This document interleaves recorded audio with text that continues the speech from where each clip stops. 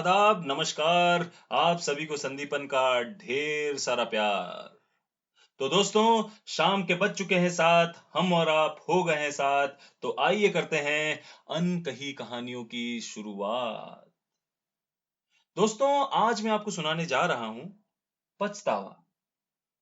छुट्टियां खत्म होने के बाद ड्यूटी के लिए जाते जाते पिता ने रघु से कहा, बेटा, 12वीं के एग्जाम में भले ही फेल हो जाना, मगर एनसीसी की ट्रेनिंग अच्छे से पूरी करना। वैसे तो ये बात किसी दूसरे के लिए काफी चौंकाने वाली हो सकती है, परंतु रघु के लिए ये बात बिल्कुल सामान्य है। असल में रघु एक ऐसे गांव का रहने वाला है जहां अधिकांश लोग सेना में हैं। यही नहीं, खुद रघु के पिता भी बीएसएफ के जवान हैं। बीएसएफ की वर्दी में रघु के पिता बस देखते ही बनते हैं। रघु के पिता की ये दिली चाहत है कि उनका बेटा भी उन्हीं की तरह बीएसएफ का जवान बने। वक्त के साथ रघु भी बीएसएफ की भर्ती की परीक्षा में सफल होने के लिए तैयारियां शुरू कर देता है। हालांकि उसको तैयारी के लिए ना तो किसी कोचिंग सेंटर की जरूरत है और ना ही किसी कोच की। वो इसलिए क्योंकि रघु जिस गांव में रहता है, लगभग वहां का हर नवयुवा बस एक ही सपना देखता है, और वो है सेना में भर्ती होने का। ऐसे में चारों तरफ बस भर्ती परीक्षा की तैयारियां चलती रहती हैं, जिसके कारण काफी बढ़िया माहौल बना रहता है। इतना ही नहीं, सेना से छुट्टियों पर आने वाले और गांव लौटने वाले फौजी गांव के लड़कों के लिए एक कोच का काम करते हैं। वक्त गुजरता है और देखते ही देखते वो दिन भी आ जाता है जिसका रघु को बेसब्री से इंतजार है। रघु को परीक्षा में शामिल होने के लिए शहर जाना है। इस खास मौके पर रघु का बचपन का वो दोस्त, जो महानगर में ठेला लगाकर अपना गुजारा किया करता है, वो भी रघु का हौसला बढ़ाने गांव आया हुआ है। सभी का आशीर्वाद लेकर रघु अपने गांव के अन्य दोस्तों के साथ कैंप की ओर चल पड़ता है। अपनी कड़ी तैयारी के बदौलत परीक्षा में एक के बाद एक सफलता के झंडे गाड़ रहे रघु को अचानक एक जोर का झटका लगा, जिसने उसे अंदर तक झकझोर दिया। वैसे तो रघु के हिसाब से वो 5 फीट 6 इंच का है, परंतु निर्ममता पूर्वक सेना द्वारा नाप जोख में रघु 1 इंच से छट जाता है, जिसके कारण उसे निराश गांव वापस लौटना पड़ता है। जैसे ही यह बात उसके पिता को मालूम पड़ती है, वो बेटे पर बरस पड़ते हैं, जबकि उसकी इसमें कोई गलती नहीं है।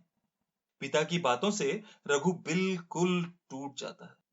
जहां एक तरफ उसका दोस्त उसका ढांढस बढ़ाता है, वहीं दूसरी तरफ इस असफलता की वजह से गांव वालों ने तो रघु का नया नामकरण कर दिया है।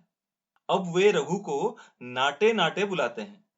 अपने इस उपहास को सुनकर रघु को बहुत दुख होता है, जिसकी वजह से वो अब घर से बाहर निकलना भी बंद कर देता है।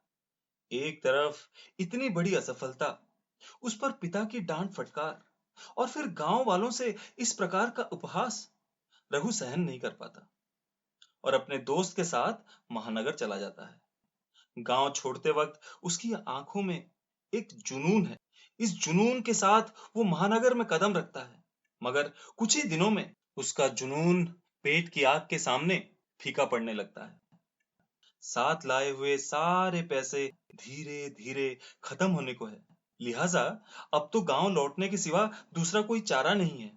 परंतु किसी भी हाल में रघु गांव वालों के बीच वापस नहीं जाना चाहता है।